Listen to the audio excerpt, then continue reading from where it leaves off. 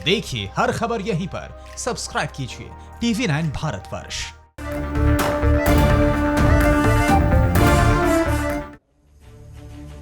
TV9 Bharatvarsh के war room में आज हम आपको वुहान बनते बिहार के अस्पतालों का सच दिखाएंगे। कोरोना काल में बिहार की राजधानी पटना के अस्पतालों में इंसानों का इलाज शवों के बीच किया जा रहा है। कोरोना के खिलाफ लड़ाई में बिहार अब तक का सबसे नाकारा प्रदेश साबित हो रहा है। उधर कुदरत भी बिहार से नाराज है। कई जिलों में बाढ़ ने सब कुछ बर्बाद कर दिया है। इसके अलावा हम आपको आसाम के ऐसे इलाकों में लेकर चलेंगे जहां जल दैत्य सब कुछ निगल जाने पर आमादा है। TV9 भारतवर्ष देश का पहला चैनल है जो आसाम से तबाही की ग्राउंड रिपोर्ट आपके लिए लेकर आया है। तो आइए शुरू करते हैं देश का बुलेटिन।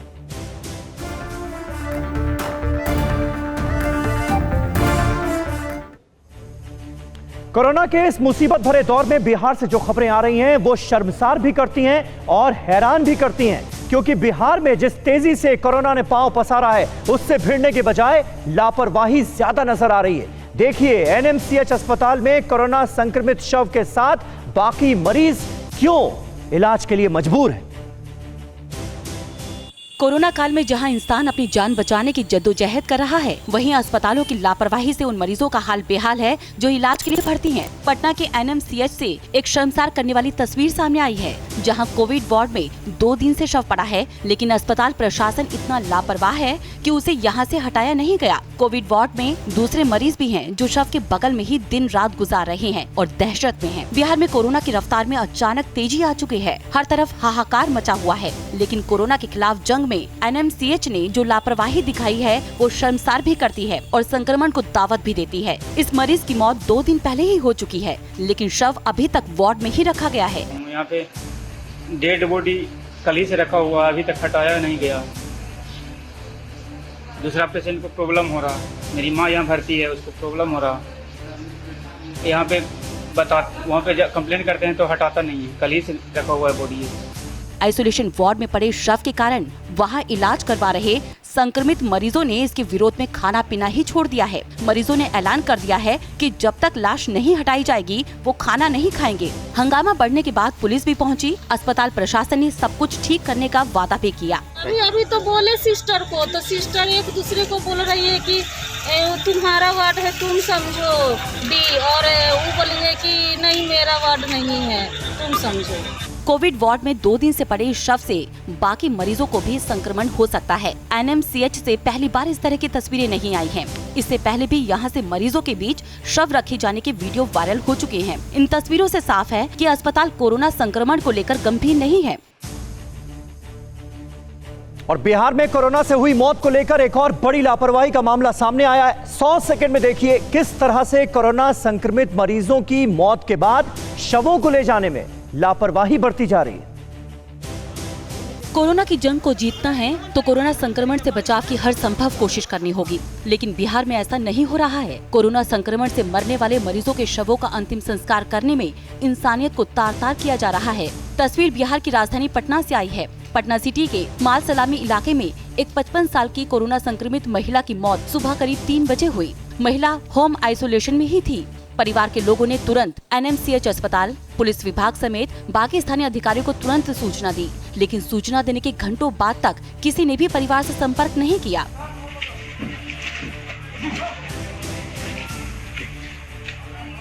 संक्रमण फैलने के डर से घर के लोग घंटों घर के बाहर ही बैठे रहे। महिला की मौत के करीब 14 घंटे बाद अधिकारियों ने सुध ली और एक एम्बुलेंस महिला के शव को लेने के लिए पहुंची। तब कहीं जाकर स्थानीय लोगों ने राहत की सांस ली।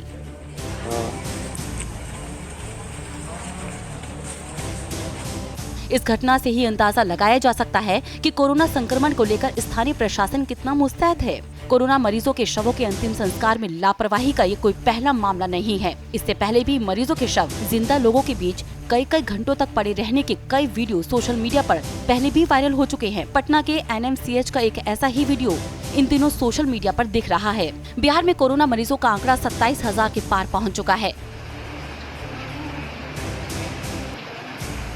राजधानी पटना के हालात बेहद गंभीर हैं, जहां मरीजों का आंकड़ा 4000 को छू चुका है। अगर कोरोना संक्रमित मरीजों के शवों के अंतिम संस्कार में इसी तरह की लापरवाही बरती जाती रही तो इस बात में दो राय नहीं कि हालात सुधरने की जगह और खराब हो सकते हैं।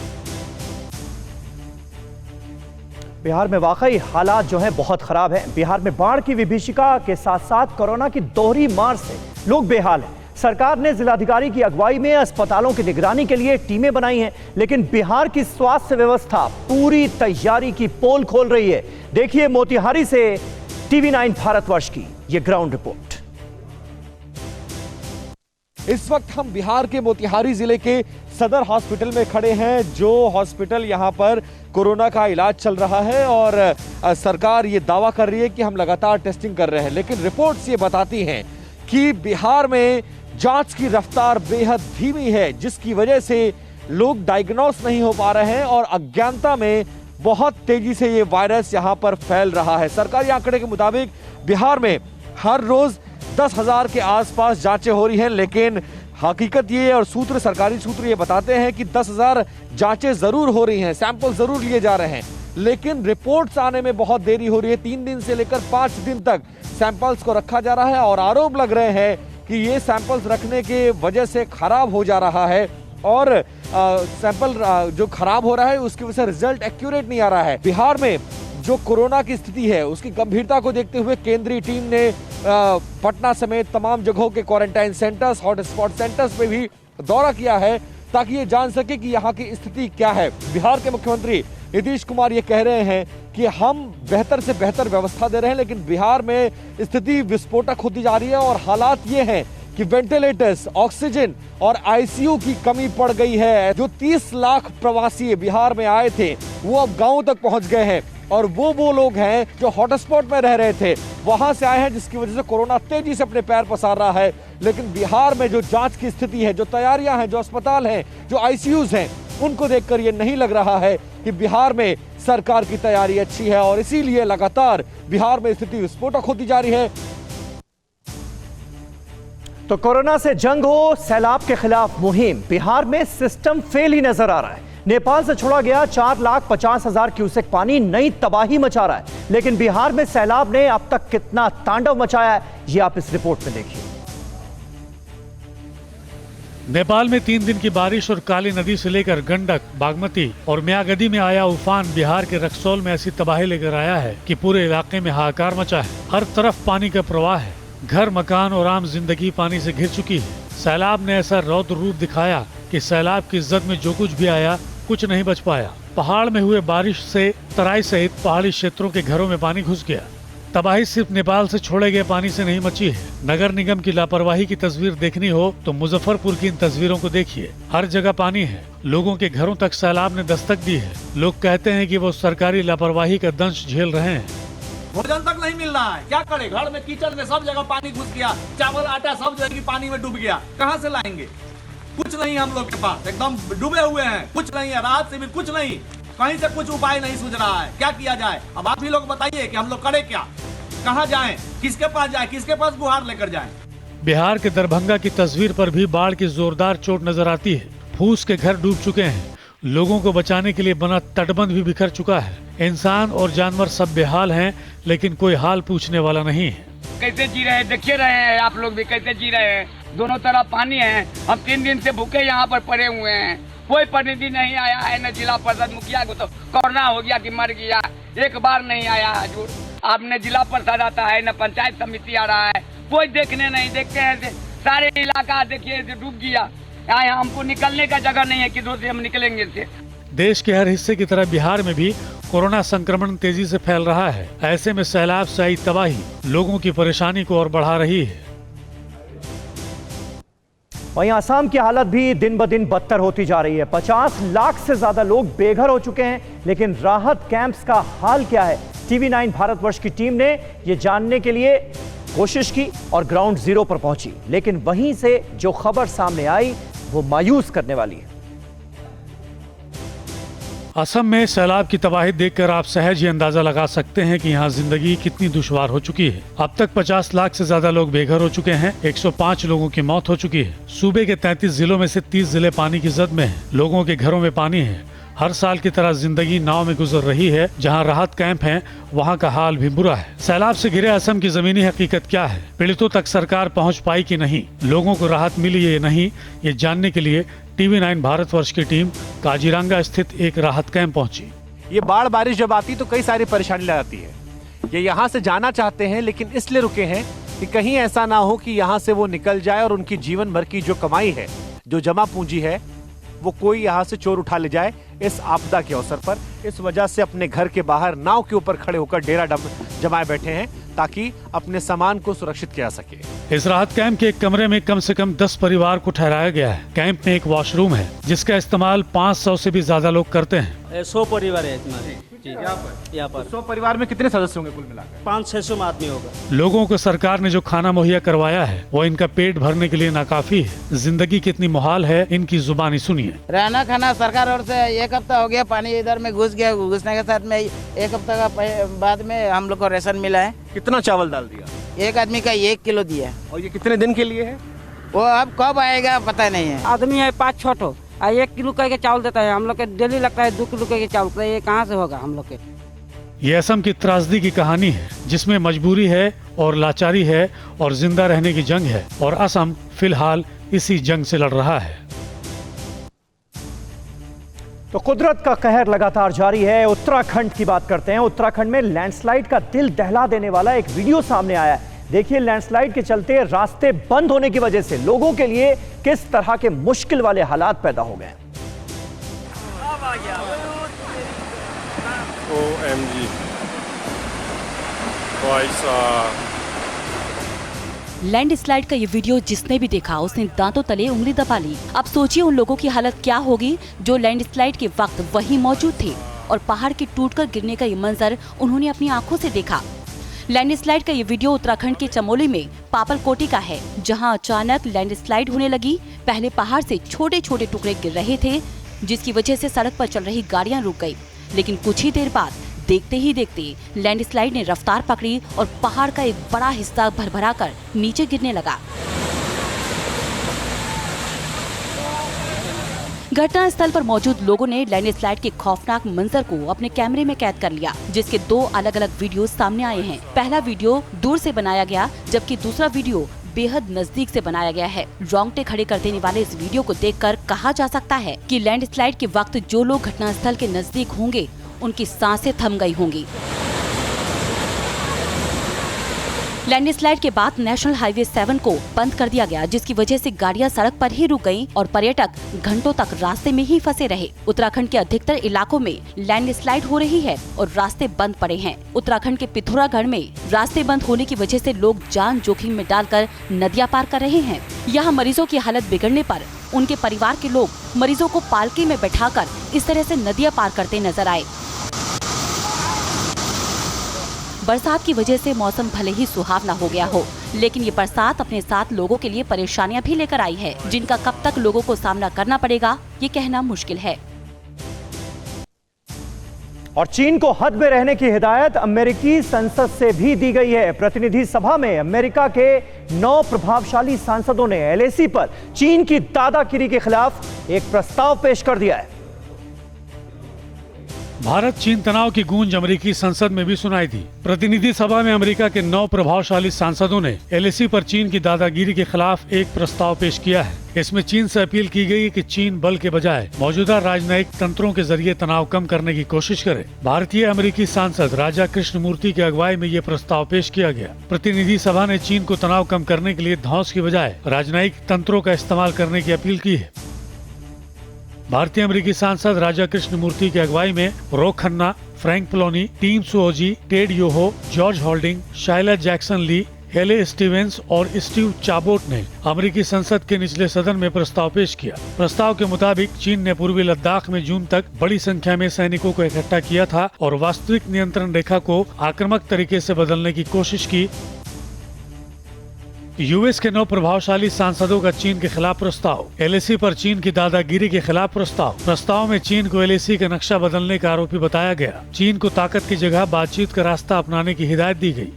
प्रस्ताव में इसका भी जिक्र किया गया है कि भारत और चीन सीमा पर तनाव कम करने और सैनिकों की संख्या घटाने पर सहमत हो गए हैं। अमेरिकी संसद भी इस बात को लेकर चिंता जाहिर करती रही है कि चीन का सभी पड़ोसियों के साथ झगड़ा है और वो हमेशा दादागिरी करता है।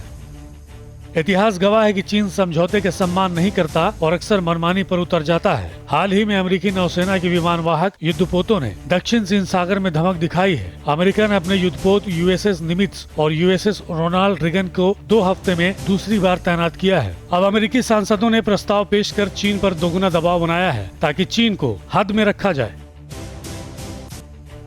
यूपी में एक बार फिर से गुंडा राज कायम हो रहा है। अपराधियों का हौसला ऐसा है कि अब वो पत्रकार को भी नहीं बख्श रहे। गाजियाबाद से एक खौफनाक सीसीटीवी फुटेज सामने आया है और ये बता रहा है कि बदमाशों के हौसले यूपी में कितने बुलंद हैं। उत्तर प्रदेश के गाजियाबाद में अपराधी अब इतने बेखौफ हो चुके हैं कि पत्रकार भी सुरक्षित नहीं है। गाजियाबाद के एक पत्रकार को अपराधियों ने गोली मार दी, जिन्हें गंभीर हालत में अस्पताल पहुंचाया गया। पत्रकार विक्रम जोशी का कसूर सिर्फ इतना था कि उन्होंने अपनी भांजी को तंग करने वालों का विरोध किया था।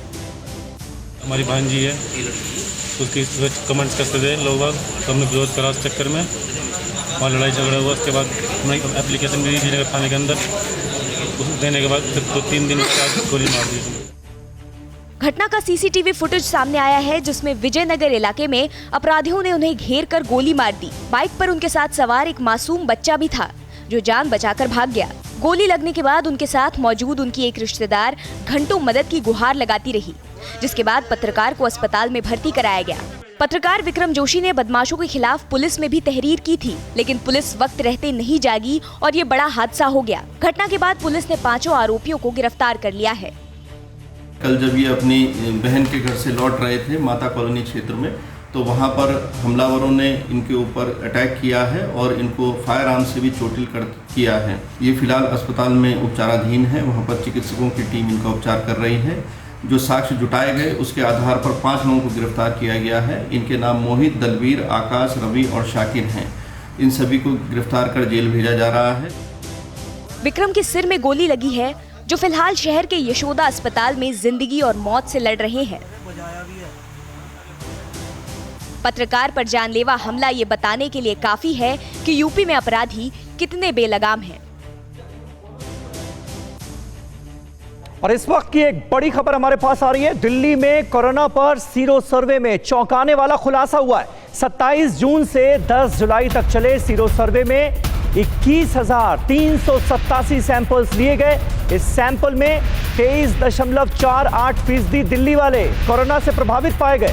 इन सभी 23.48% लोगों में एंटीबॉडीज मिले हैं, जो खुद से सही हो गए, जिन्हें ना कोई लक्षण हुआ ना ही अस्पताल जाना पड़ा। अगर दिल्ली की आबादी 2 करोड़ है तो इस सर्वे के मुताबिक दिल्ली के 40 लाख से ज्यादा लोग कोरोना पॉजिटिव हो भी गए और ठीक भी हो गए। तो ये चौंकाने वाला खुलासा हुआ है। कुमार कुंदन हमारे संवाददाता इस वक्त हमारे साथ मौजूद हैं। कुमार, सीरो सर्वे का जो आंकड़ा सामने आया है ये तो बहुत ज्यादा चौंकाने वाला है। अच्छी खबर भी, लेकिन साथ ही साथ इसमें छुपी हुई नजर आ रही है कि लोग अपने आप ठीक हो रहे हैं। सबसे अच्छी खबर की तरफ देखें समीर, तो हम ये कह सकते हैं कि दिल्ली में एक बड़ी आबादी जो है प्लाज्मा डोनेशन कर सकती है, जिनके बारे में उनको पता ही नहीं था कि मुझे कोरोना हुआ भी और होके निकल गया। पहली बात है। लेकिन दूसरी बात ये भी है कि ये भी सही है कि दिल्ली में लोकलाइज्ड कम्युनिटी में एक तरीके से ये फैला और लोगों को पता भी नहीं चला कि उनको किससे हुआ, क्योंकि कॉन्टेक्ट ट्रेसिंग नहीं हो पाया। तो ये एक 1/4 आबादी की बात की जा रही है दिल्ली में, जो सर्वे में पता चला है। संभव है कि सर्वे के जो सैंपल्स को और बड़ा किया जाता तो और भी कुछ रिजल्ट निकलते, लेकिन केंद्र सरकार ने, आपको याद होगा कि जब दिल्ली की कमान पूरी हाथ में ली थी और डॉक्टर गुलेरिया और दूसरे लोगों को इस बाबत लगाया गया था, तो अरविंद केजरीवाल की सरकार के साथ मिलकर इन लोगों ने बकायदा एक बड़ा सर्वे किया था और जिसमें इस तरह के फाइंडिंग्स पाए गए हैं। तो इससे कम से कम अब ये पता चल रहा है कि दिल्ली में कंटेनमेंट की स्थिति क्या है और किस तरीके से वायरस फैला है, कहाँ कहाँ फैला है, कौन कौन से एरिया हैं, और उसी हिसाब से सरकार को काम करने में सहूलियत भी मिल रही है और जिसका असर दिख भी रहा है। सुमित, हाल के दिनों में देखें तो 4000 जहाँ केसेस होते थे वो घट के अब 965 के आसपास हो गए हैं। ये अच्छी बात है, लेकिन हाँ, ये भी चौंकाने वाली बात है कि इसका मतलब है कि बहुत डीप रूटेड तरीके से दिल्ली में यह कोरोना का वायरस फैला है, जिसकी ये वानगी है कि चलिए, शुक्रिया कुमार कुंदन आपका इस ताजा जानकारी और अपडेट के लिए।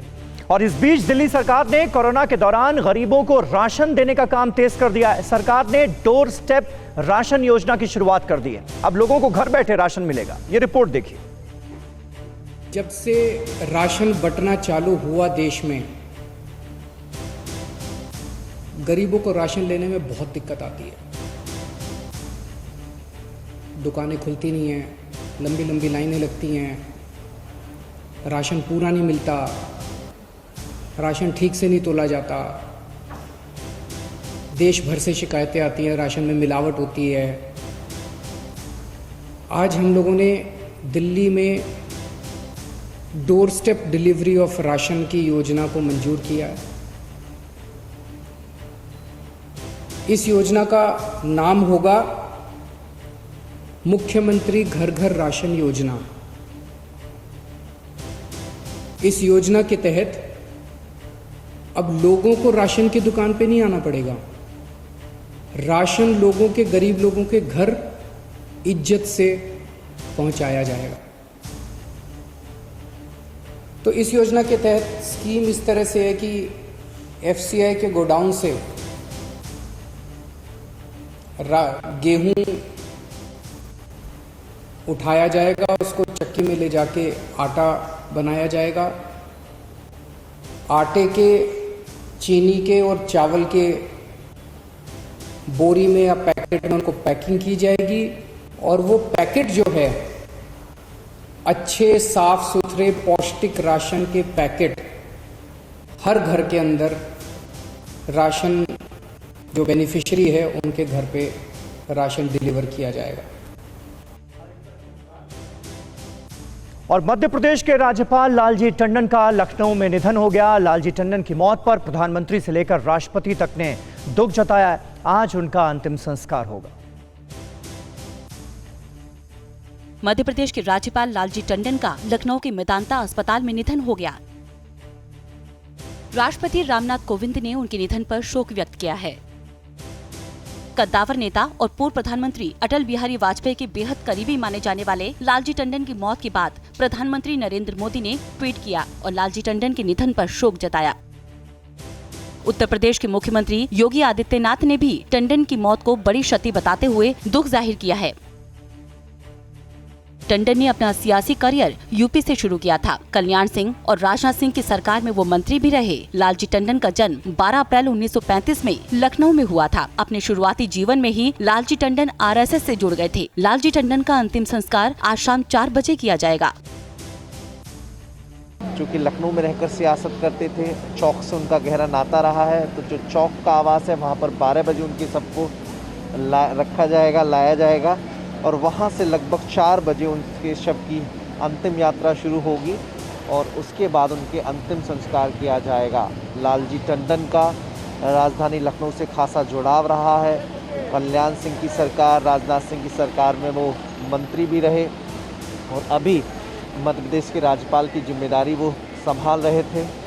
मध्य प्रदेश के मुख्यमंत्री भी कुछ दिन पहले उन्हें देखने पहुँचे थे। बीच में भी उनको वेंटिलेटर पर रखा गया था, लेकिन तब चिकित्सकों की देखरेख में उन्हें बाद में वेंटिलेटर से हटा लिया गया था। वो स्वस्थ हो रहे थे, लेकिन आज सवेरे उनका देहांत हो गया। कैमरा संदीपक त्रिपाठी के साथ मनीष यादव, TV9 भारतवर्ष, लखनऊ। फिक्र आपकी, सोमवार से शुक्रवार रात 9 बजे सिर्फ TV9 भारतवर्ष पर।